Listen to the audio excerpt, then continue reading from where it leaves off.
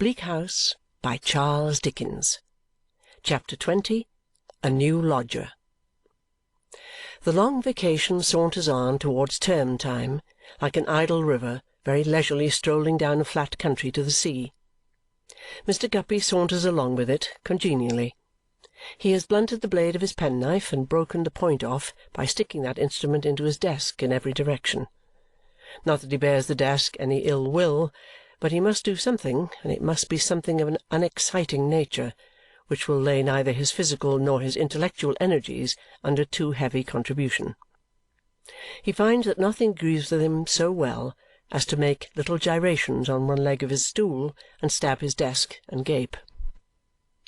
Kenge and Carboy are out of town, and the articled clerk has taken out a shooting licence and gone down to his father's, and Mr. Guppy's two fellow stipendiaries are away on leave. Mr. Guppy and Mr. Richard Carstone divide the dignity of the office, but Mr. Carstone is for the time being established in Kenge's room, whereat Mr. Guppy chafes so exceedingly that he, with biting sarcasm, informs his mother, in the confidential moments when he sups with her off a lobster and lettuce in the Old Street Road, that he is afraid the office is hardly good enough for swells, and that if he had known there was a swell coming, he would have got it painted. Mr. Guppy suspects everybody who enters on the occupation of a stool in Kenge and Carboy's office of entertaining, as a matter of course, sinister designs upon him. He is clear that every such person wants to depose him. If he be ever asked how, why, when, or wherefore, he shuts up one eye and shakes his head. On the strength of these profound views, he, in the most ingenious manner, takes infinite pains to counterplot when there is no plot, and plays the deepest games of chess without any adversary. It is a source of much gratification to Mr. Guppy, therefore, to find the newcomer constantly poring over the papers in Jarndyce and Jarndyce, for he well knows that nothing but confusion and failure can come of that.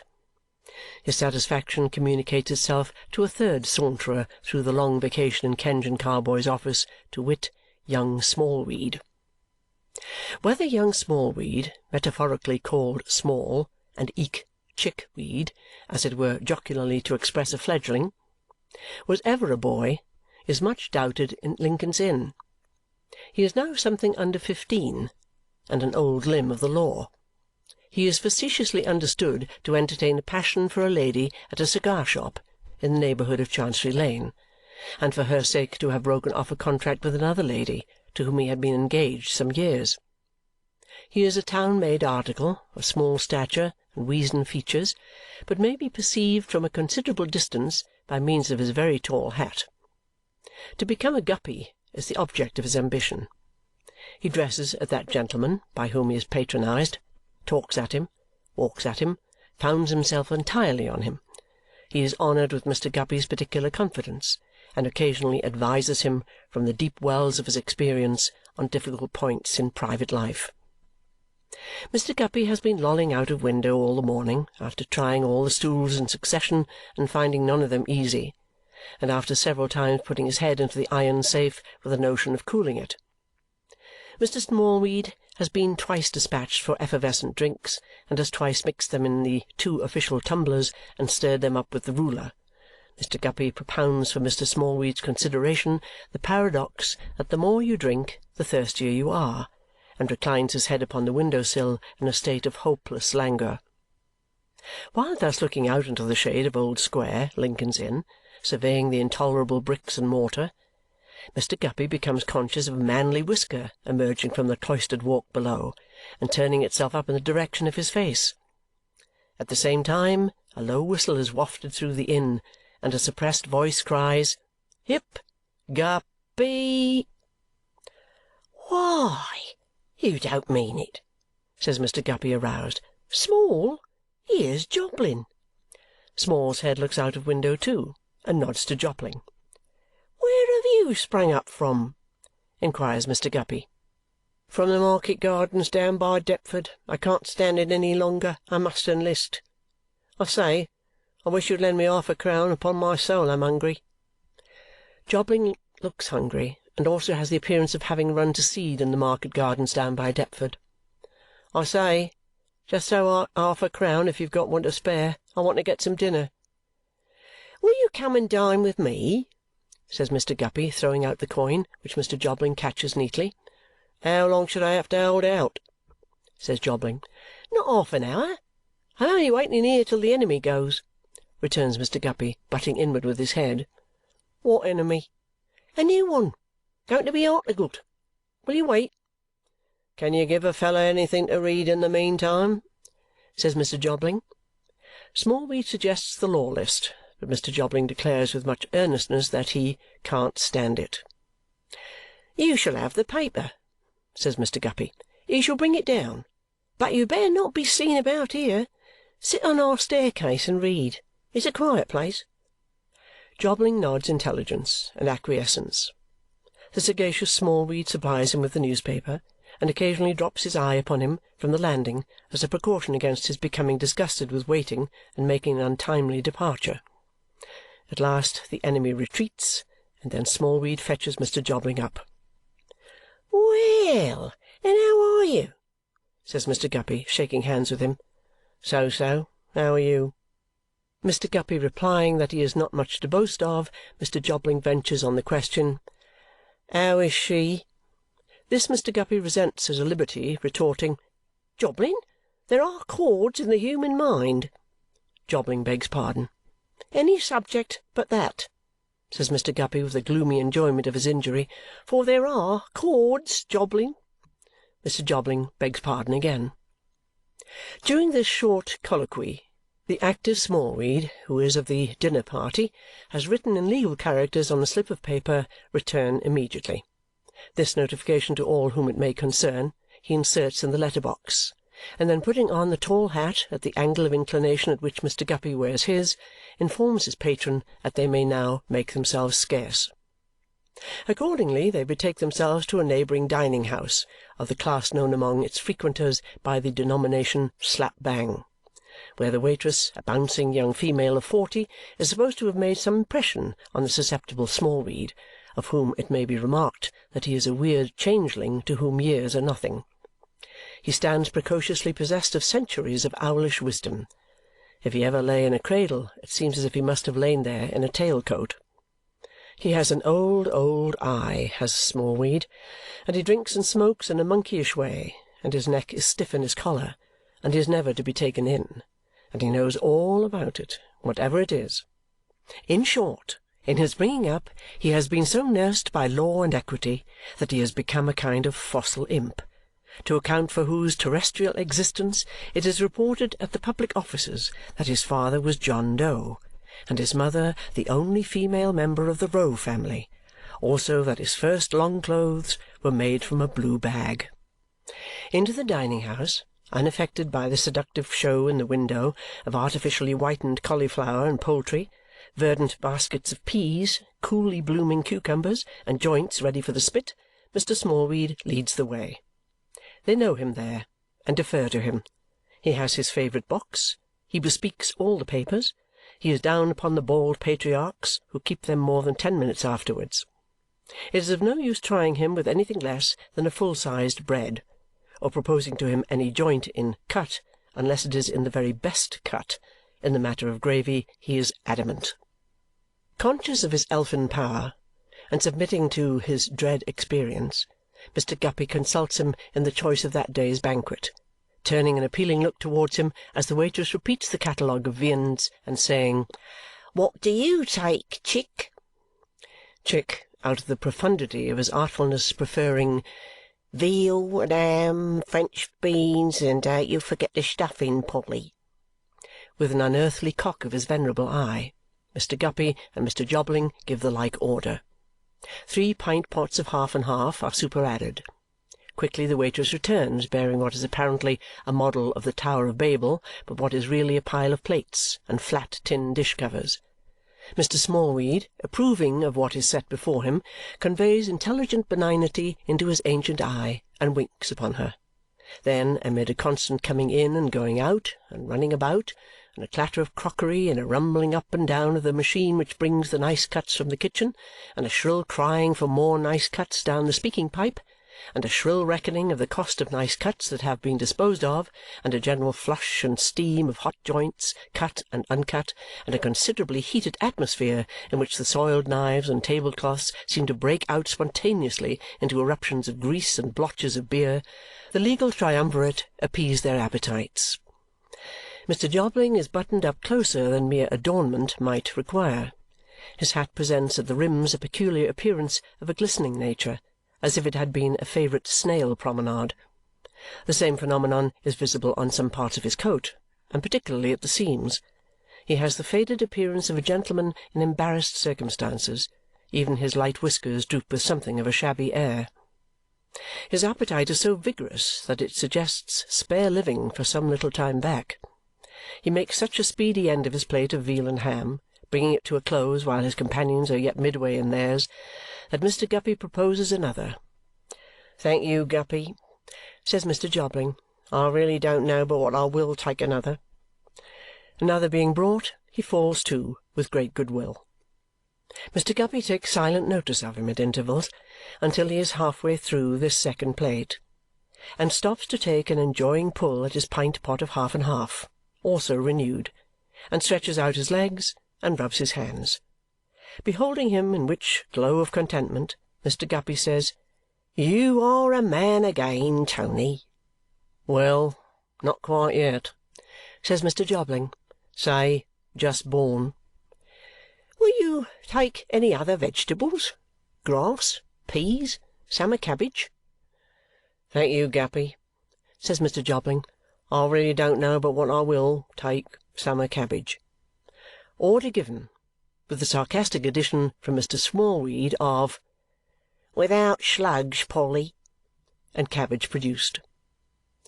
"I'm growing up, Guppy," says Mr. Jobling, plying his knife and fork with a relishing steadiness. "Glad to hear it." "In fact, I've just turned into my teens," says Mr. Jobling. He says no more until he has performed his task, which he achieves as Messrs. Guppy and Smallweed finish theirs, thus getting over the ground in excellent style and beating those two gentlemen easily by a veal and ham and a cabbage. "Now, Small," says Mr. Guppy, "what would you recommend about pastry?" "Marrow puddings," says Mr. Smallweed instantly. "Aye, aye!" cries Mr. Jobling with an arch look. "You're there, are you? Thank you, Mr. Guppy. I don't know but what I will take a marrow pudding." 3 marrow puddings being produced, Mr. Jobling adds in a pleasant humour that he is coming of age fast. To these succeed, by command of Mr. Smallweed, 3 Cheshires, and to those 3 small rums. This apex of the entertainment happily reached, Mr. Jobling puts up his legs on the carpeted seat, having his own side of the box to himself, leans against the wall, and says, "I'm grown up now, Guppy. I've arrived at maturity." "What do you think now," says Mr. Guppy, "about you don't mind, Smallweed?" "Not the least in the world. I have the pleasure of drinking his good health." "Sir, to you," says Mr. Smallweed. "I was saying, what do you think now," pursues Mr. Guppy, "of enlisting?" "Why, what I may think after dinner," returns Mr. Jobling, "is one thing, my dear Guppy. What I may think before dinner is another thing. Still, even after dinner, I ask myself the question, what am I to do? How am I to live? Il faut manger, you know," says Mr. Jobling, pronouncing that word as if he meant a necessary fixture in an English stable. "Il faut manger. That's the French saying. And mangering is as necessary to me as it is to a Frenchman, or more so." Mr. Smallweed is decidedly of opinion. "Much more so." "If any man had told me," pursues Jobling, "even so lately as when you and I had the frisk down in Lincolnshire, Guppy, and drove over to see that house at Castle Wold," Mr. Smallweed corrects him. "Chesney Wold." "Chesney Wold. I thank my honourable friend for that cheer. If any man had told me then that I should be as hard up at the present time as I literally find myself, I should have well, I should have pitched into him," says Mr. Jobling, taking a little rum and water with an air of desperate resignation. "I should have let fly at his head." "Still, Tony, you were on the wrong side of the post then," remonstrates Mr. Guppy. "You were talking about nothing else in the gig." "Guppy," says Mr. Jobling, "I will not deny it. I was on the wrong side of the post, but I trusted to things coming round." That very popular trust in flat things coming round, not in their being beaten round or worked round, but in their coming round, as though a lunatic should trust in the world's coming triangular. "I had confident expectations that things would come round and be all square," says Mr. Jobling with some vagueness of expression and perhaps of meaning too. "And I was disappointed. They never did. And when it came to creditors making rows at the office, and to people that the office dealt with making complaints about dirty trifles of borrowed money, why, there was an end of that connexion. And of any new professional connexion too, for if I was to give a reference to-morrow, it would be mentioned and would sew me up. Then what's a fellow to do? I've been keeping out of the way and living cheap down about the market gardens, but what's the use of living cheap when you have got no money? You might as well live dear." "Better," Mr. Smallweed thinks. "Certainly. It's the fashionable way, and fashion and whiskers have been my weaknesses. I don't care who knows it," says Mr. Jobling. "They are great weaknesses. Damme, sir, they are great. Well," proceeds Mr. Jobling after a defiant visit to his rum and water, "what can a fellow do, I ask you, but enlist?" Mr. Guppy comes more fully into the conversation to state what, in his opinion, a fellow can do. His manner is the gravely impressive manner of a man who has not committed himself in life otherwise than as he has become the victim of a tender sorrow of the heart. "Jobling," says Mr. Guppy, "myself and our mutual friend Smallweed," Mr. Smallweed modestly observes, "gentlemen both," and drinks, "have had a little conversation on this matter more than once since you—" "Say got the sack," cries Mr. Jobling bitterly. "Say it, Guppy. You mean it." "No, left the inn," Mr. Smallweed delicately suggests. "Since you left the inn, Jobling," says Mr. Guppy, "and I have mentioned to our mutual friend Smallweed a plan I have lately thought of proposing. You know Snagsby, the stationer?" "I know there is such a stationer," returns Mr. Jobling. "He was not ours, and I'm not acquainted with him." "He is ours, Jobling, and I am acquainted with him," Mr. Guppy retorts. "Well, sir, I have lately become better acquainted with him through some accidental circumstances that have made me a visitor of his in private life. Those circumstances it is not necessary to offer in argument. They may, or they may not, have some reference to a subject which may, or may not, have cast its shadow on my existence." As it is Mr. Guppy's perplexing way with boastful misery to tempt his particular friends into this subject, and the moment they touch it to turn on them with that trenchant severity about the chords in the human mind, both Mr. Jobling and Mr. Smallweed decline the pitfall by remaining silent. "Such things may be," repeats Mr. Guppy, "or they may not be. They are no part of the case. It is enough to mention that both Mr. and Mrs. Snagsby are very willing to oblige me, and that Snagsby has, in busy times, a good deal of copying work to give out. He has all Tulkinghorns, and an excellent business besides. I believe if our mutual friend Smallweed were put into the box, he could prove this." Mr. Smallweed nods and appears greedy to be sworn. "Now, gentlemen of the jury," says Mr. Guppy, "I mean, now, Jobling, you may say this is a poor prospect of a living, granted, but it's better than nothing and better than enlistment. You want time. There must be time for these late affairs to blow over. You might live through it on much worse terms than by writing for Snagsby." Mr. Jobling is about to interrupt when the sagacious Smallweed checks him with a dry cough and the words, Shakespeare. "There are two branches to this subject, Jobling," says Mr. Guppy. "That is the first. I come to the second. You know Krook, the Chancellor, across the lane?" "Come, Jobling," says Mr. Guppy in his encouraging cross-examination tone, "I think you know Krook, the Chancellor, across the lane." "I know him by sight," says Mr. Jobling. "You know him by sight? Very well. And you know Little Flight?" "Everybody knows her," says Mr. Jobling. "Everybody knows her? Very well.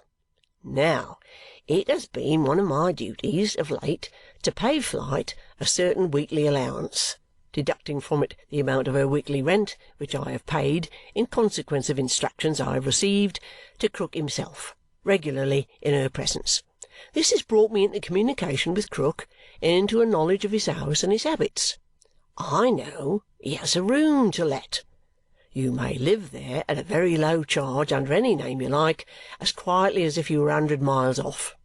He'll ask no questions and would accept you as a tenant at a word from me, before the clock strikes, if you chose. And I'll tell you another thing, Jobling," says Mr. Guppy, who has suddenly lowered his voice and become familiar again. "He is an extraordinary old chap, always rummaging among a litter of papers and grubbing away at teaching himself to read and write, without getting on a bit, as it seems to me. He is a most extraordinary old chap, sir. I don't know but what it might be worth a fellow's while to look him up a bit." "You don't mean," Mr. Jobling begins. "I mean," returns Mr. Guppy, shrugging his shoulders with becoming modesty, "that I can't make him out. I appeal to our mutual friend Smallweed whether he has or has not heard me remark that I can't make him out." Mr. Smallweed bears the concise testimony. "A few. I have seen something of the profession and something of life, Tony," says Mr. Guppy, "and it's seldom I can't make a man out more or less. But such an old card as this, so deep, so sly and secret, though I don't believe he is ever sober, I never came across. Now, he must be precious old, you know, and he has not a soul about him, and he is reported to be immensely rich. And whether he is a smuggler, or a receiver, or an unlicensed pawnbroker, or a money-lender, all of which I have thought likely at different times, it might pay you to knock up a sort of knowledge of him. I don't see why you shouldn't go in for it, when everything else suits." Mr. Jobling, Mr. Guppy, and Mr. Smallweed all lean their elbows on the table and their chins upon their hands and look at the ceiling. After a time they all drink, slowly lean back, put their hands in their pockets, and look at one another.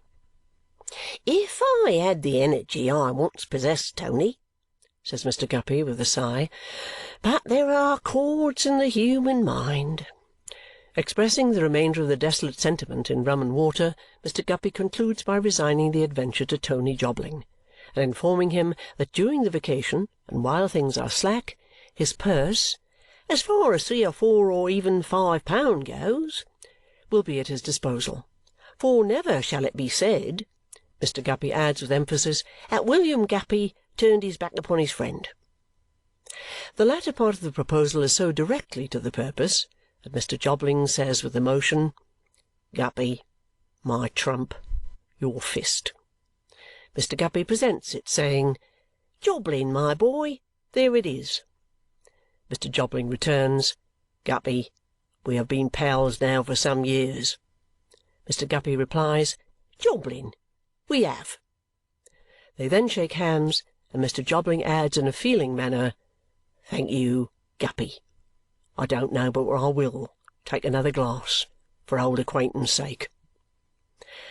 "Krook's last lodger died there," observes Mr. Guppy in an incidental way. "Did he, though?" says Mr. Jobling. "There was a verdict. Accidental death.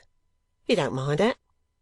"No," says Mr. Jobling, "I don't mind it, but he might as well have died somewhere else.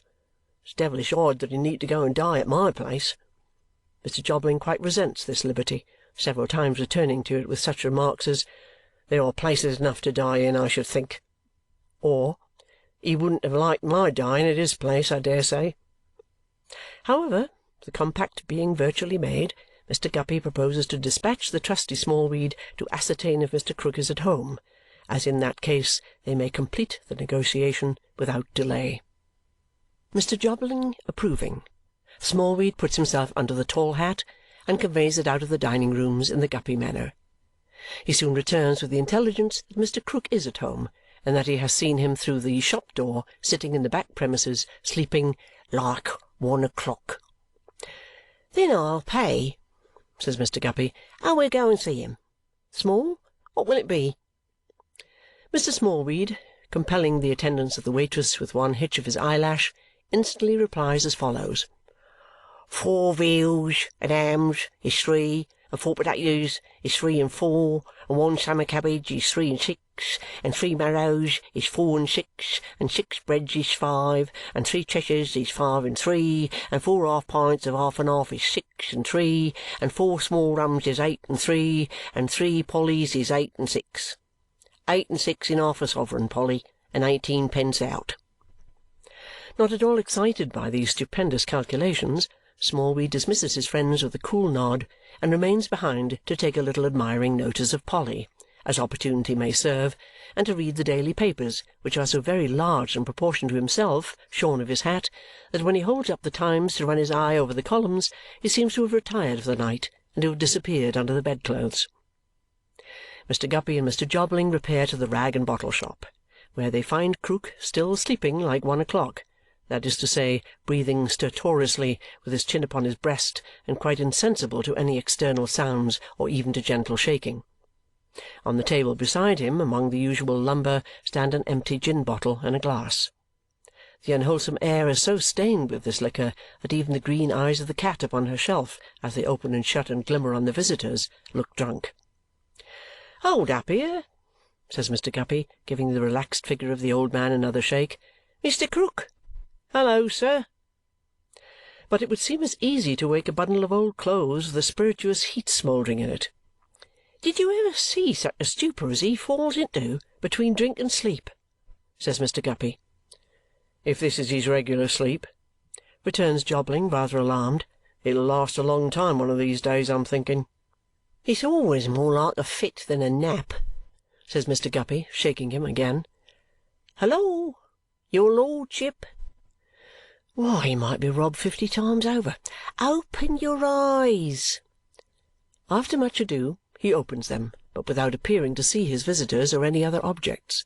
Though he crosses one leg on another, and folds his hands, and several times closes and opens his parched lips, he seems to all intents and purposes as insensible as before. "He is alive, at any rate," says Mr. Guppy. "How are you, my Lord Chancellor? I brought a friend of mine, sir, on a little matter of business." The old man still sits, often smacking his dry lips without the least consciousness. After some minutes he makes an attempt to rise. They help him up, and he staggers against the wall and stares at them. "How do you do, Mr. Krook?" says Mr. Guppy in some discomfiture. "How do you do, sir? You are looking charming, Mr. Krook. I hope you are pretty well." The old man, in aiming a purposeless blow at Mr. Guppy, or at nothing, feebly swings himself round and comes with his face against the wall. So he remains for a minute or two, heaped up against it, and then staggers down the shop to the front door. The air, the movement in the court, a lapse of time, or the combination of these things, recovers him. He comes back pretty steadily, adjusting his fur cap on his head and looking keenly at them. "Your servant, gentlemen. I've been dozing. Hi! I'm hard to wake. Odd times." "Rather so indeed, sir," responds Mr. Guppy. "What? You been a-trying to do it, have you?" says the suspicious Krook. "Only a little," Mr. Guppy explains. The old man's eye resting on the empty bottle, he takes it up, examines it, and slowly tilts it upside down. "I say!" he cries, like the hobgoblin in the story. "Somebody's been making free here." "I assure you we found it so," says Mr. Guppy. "Would you allow me to get it filled for you?" "Yes, certainly I would," cries Krook in high glee. "Certainly I would. Don't mention it. Get it filled next door. Sol's Arms. The Lord Chancellor's 14 penny. Bless you, they know me." He so presses the empty bottle upon Mr. Guppy that that gentleman, with a nod to his friend, accepts the trust and hurries out, and hurries in again with the bottle filled. The old man receives it in his arms like a beloved grandchild and pats it tenderly. "But, I say," he whispers with his eyes screwed up after tasting it, "this ain't the Lord Chancellor's 14 penny. This is 18 penny." "I thought you might like that better," says Mr. Guppy. "You're a nobleman, sir," returns Krook with another taste, and his hot breath seems to come towards them like a flame. "You're a baron of the land." Taking advantage of this auspicious moment, Mr. Guppy presents his friend under the impromptu name of Mr. Weevle and states the object of their visit. Krook, with his bottle under his arm (he never gets beyond a certain point of either drunkenness or sobriety), takes time to survey his proposed lodger and seems to approve of him. "You'd like to see the room, young man?" he says. "Ah, it's a good room. Been whitewashed. Been cleaned down with soft soap and soda. Aye, it's worth twice the rent, letting alone my company when you want it, and such a cat to keep the mice away." Commending the room after this manner, the old man takes them upstairs, where indeed they do find it cleaner than it used to be, and also containing some old articles of furniture which he has dug up from his inexhaustible stores. The terms are easily concluded, for the Lord Chancellor cannot be hard on Mr. Guppy, associated as he is with Kenge and Carboy, Jarndyce and Jarndyce, and other famous claims on his professional consideration, and it is agreed that Mr. Weevle shall take possession on the morrow. Mr. Weevle and Mr. Guppy then repair to Cook's Court, Cursitor Street, where the personal introduction of the former to Mr. Snagsby is effected, and, more important, the vote and interest of Mrs. Snagsby are secured. They then report progress to the eminent Smallweed, waiting at the office in his tall hat for that purpose, and separate, Mr. Guppy explaining that he would terminate his little entertainment by standing treat at the play, but that there are chords in the human mind which would render it a hollow mockery. On the morrow, in the dusk of evening, Mr. Weevle modestly appears at Krook's, by no means incommoded with luggage, and establishes himself in his new lodging, where the two eyes in the shutters stare at him in his sleep, as if they were full of wonder. On the following day, Mr. Weevle, who is a handy good-for-nothing kind of young fellow, borrows a needle and thread of Miss Flite and a hammer of his landlord and goes to work devising apologies for window curtains, and knocking up apologies for shelves, and hanging up his 2 teacups, milk-pot, and crockery sundries on a pennyworth of little hooks, like a shipwrecked sailor making the best of it. But what Mr. Weevle prizes most of all his few possessions, next after his light whiskers, for which he has an attachment that only whiskers can awaken in the breast of man, is a choice collection of copper-plate impressions from that truly national work, The Divinities of Albion, or Galaxy Gallery of British Beauty, representing ladies of title and fashion in every variety of smirk that art, combined with capital, is capable of producing. With these magnificent portraits, unworthily confined in a bandbox during his seclusion among the market gardens, he decorates his apartment, and as the Galaxy Gallery of British Beauty wears every variety of fancy dress, plays every variety of musical instrument, fondles every variety of dog, ogles every variety of prospect, and is backed up by every variety of flower-pot and balustrade, the result is very imposing. But fashion is Mr. Weevle's, as it was Tony Jobling's, weakness. To borrow yesterday's paper from the Sol's Arms of an evening and read about the brilliant and distinguished meteors that are shooting across the fashionable sky in every direction is unspeakable consolation to him. To know what member of what brilliant and distinguished circle accomplished the brilliant and distinguished feat of joining it yesterday, or contemplates the no less brilliant and distinguished feat of leaving it to-morrow, gives him a thrill of joy. to be informed what the Galaxy Gallery of British Beauty is about, and means to be about, and what Galaxy marriages are on the tapis, and what Galaxy rumours are in circulation, is to become acquainted with the most glorious destinies of mankind. Mr. Weevle reverts from this intelligence to the Galaxy portraits implicated, and seems to know the originals, and to be known of them. For the rest, he is a quiet lodger, full of handy shifts and devices, as before mentioned, able to cook and clean for himself as well as to carpenter, and developing social inclinations after the shades of evening have fallen on the court. At those times when he is not visited by Mr. Guppy or by a small light in his likeness quenched in a dark hat, he comes out of his dull room, where he has inherited the deal wilderness of desk bespattered with a rain of ink, and talks to Krook, or is very free, as they call it, in the court, commendingly, with any one disposed for conversation. Wherefore Mrs. Piper, who leads the court, is impelled to offer 2 remarks to Mrs. Perkins. Firstly, that if her Johnny was to have whiskers, she could wish him to be identically like that young man's.